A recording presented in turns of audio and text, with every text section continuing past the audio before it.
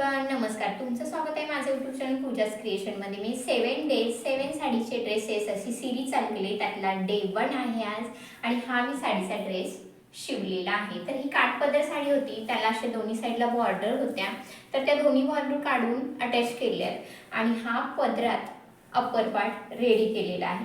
तर हा पूर्ण निघला, पण हा पार्ट आपण ॲडजस्ट करताना, ही डिझाईन ॲडजस्ट करताना त्याला मध्ये कट येत होता, म्हणजे हा पार्ट वेगळा हा पार्ट वेगळा येत होता. तर त्याच्यात मध्ये हे बुंदे लावून त्याला हायलाइट केलं आणि फिनिशिंग दिलं.